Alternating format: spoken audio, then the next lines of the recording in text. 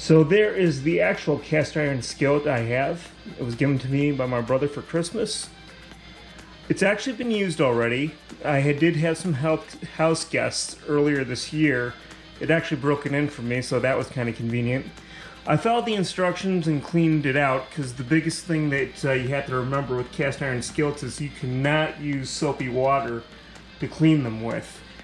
And you have to be careful about what kind of tools you use to clean the surface because it's very easy to mess up the finish on these things. But apparently if you take good care of them, they can last a very long time. As you can see, it's pretty heavy duty. Little heavy for a guy like me. I'm kind of leaning into the stove right now. Because again, I know there's a lot of people out there that use cast iron skillets. It's no big deal to them. They're used to using them. But I'm filming this specifically as a person with some physical challenges and kind of seeing how a person with disabilities would fare with this. So let's go ahead and move on to what we're going to prepare tonight. So for my first experiment, we are going to cook burgers. That's right, plain old burgers. Kind of a cop-out, I know, but might as well start a little easy. So we have my ground beef, got some lettuce. It's not even really the right kind of lettuce I would have wanted to use, but whatever. Got buns, tomatoes, and my brother was kind enough to include this massive cookbook that came with the skillet at Christmas. And honestly, I mean, if you follow cookbooks, should be easy enough, right? But it says here, best burgers ever. We'll see how we do with that. So we're going to go ahead and follow the instructions here, and we'll see how this turns out. Meanwhile, I'm going to go ahead and use the time to also cook some seasoned fries in the hot air fryer, so we'll have something else to go with it. And one last little thing that I got this little kit here. It's also by Lodge, ironically enough. Cast iron care kit, which has a little spray, a little brush, that little handle there that you see there, that red thing in front. That's pretty important because the cast iron skillet, that thing gets kind of hot. So it's a good idea to have an extra handle on there. I figured these will come in handy, so we'll keep this around. So let's go ahead and get to making some burger patties. Okay, so we got them in the pan.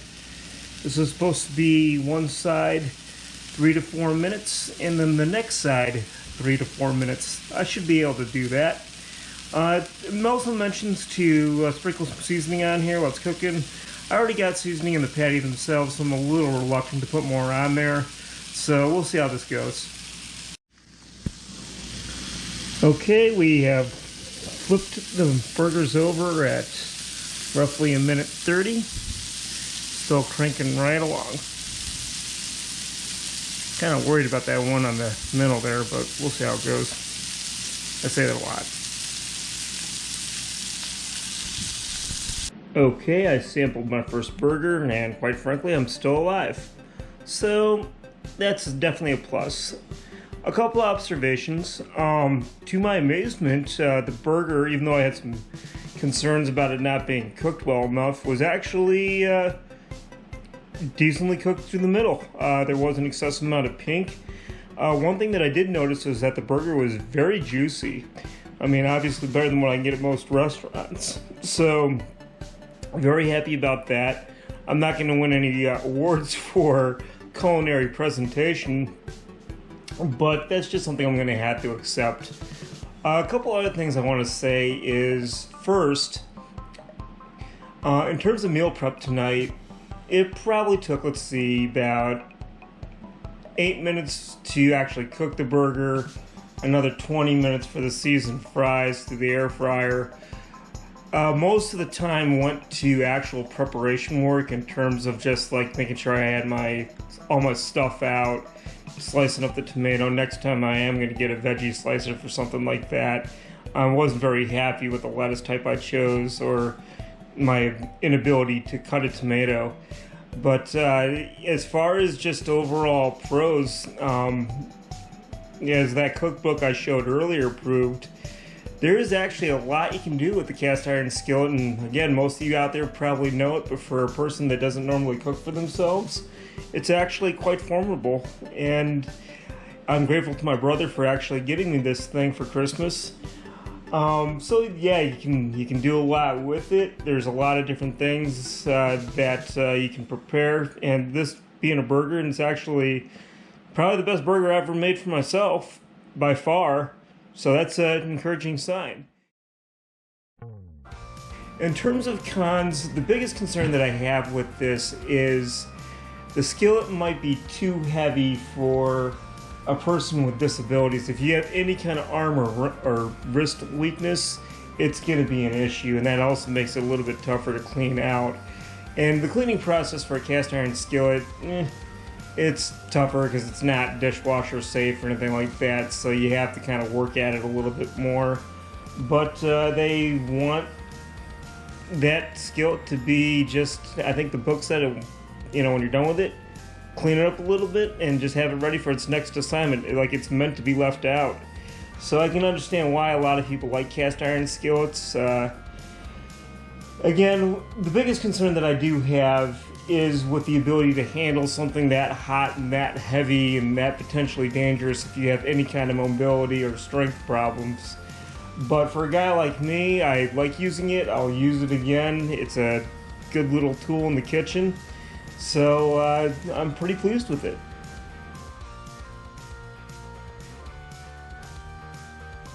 For experiment number 2, we're going to go ahead and go for some braised beef. The burgers turned out okay. They weren't fantastic, but they were still good. So we're going to try to work with ground beef again. So I have my ground beef here. I figure that's tough to screw up, so we're going to go ahead and do that. I'm beginning to think that I need to start going to the meat market myself, because I've been doing the online ordering for a while and they deliver it to my door, which is convenient, but when it comes to meat or produce, I think I might want to start taking a direct look at it. So for the braised beef, I'm going to go ahead and add in some minced garlic, and then we got some onions here. I actually went ahead and got pre-cut onions. I don't have a means to cut an onion well myself. I tried doing it with a knife last week with the tomato for the burger, and that did not turn out well at all. So we got something going on in Amazon to cure that. But got some mushrooms just because I'm a fan, and I even got some venison over here provided by Cast Tracker. It's been in my freezer for a little while. I know that's probably not good to mix meats like that, but you know what? To quote Alan Kay from Alone Season 1, he gets it and goes in the pot. In the pot. So in this case, we're just going to be throwing it in the skillet. Let's go ahead and give this a try. Okay, we're giving the venison a little bit of a head start here. Just kind of browning that a little bit. We'll probably do that like an extra 5 minutes, and I'm doing this because it's a little bit thicker of a meat. Meanwhile, we're going to go ahead and apply these onions. Now, for those of you who just quote-unquote hate onions and you don't really want anything to do with them, I tend to tolerate them because they tend to add more to the flavor. So we're just going to dump all this in here, and we're just going to go ahead and mix this in really good.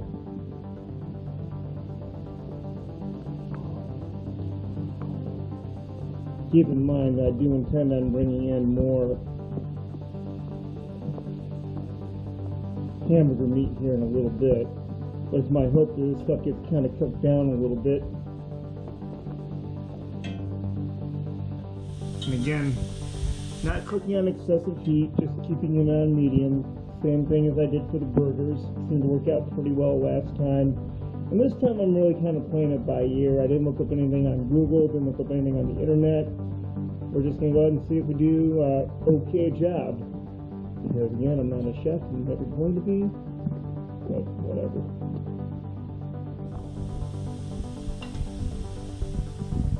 Okay, love this cart. This thing comes in so handy. I did a review on it on another video, but I do have all my spices below. We'll throw in the mushrooms.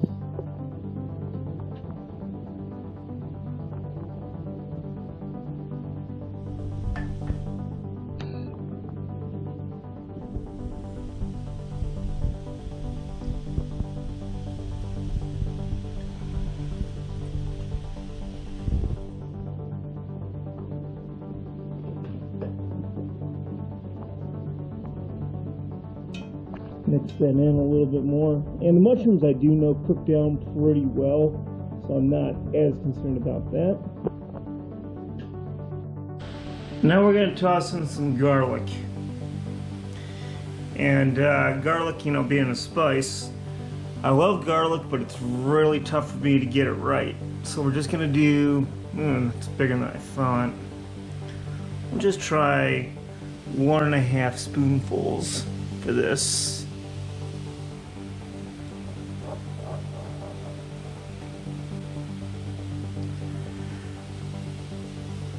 And again, we'll go ahead and mix in the burger meat as well as we can.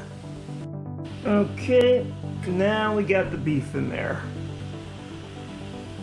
It's hard for me to film and capture every element as I'm going, so you'll have to bear with me.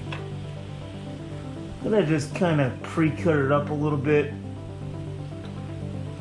Give it a minute to cook, and then I'll stir it a little bit more.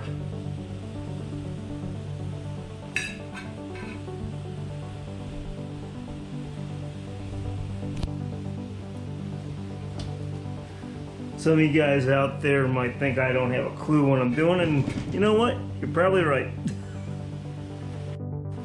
Now we're going to go ahead and add in a little salt, a little pepper. Well, seasoned salt actually. I do have regular salt this time, but I wanted to go ahead and do a little bit of seasoned salt. Again, I'm trying to limit the amount I put in there. Just a dash, not a ton. In hopes that... it's like they say, you can always add more if it needs more. Can't take it away if you put too much on. True enough words. Okay, so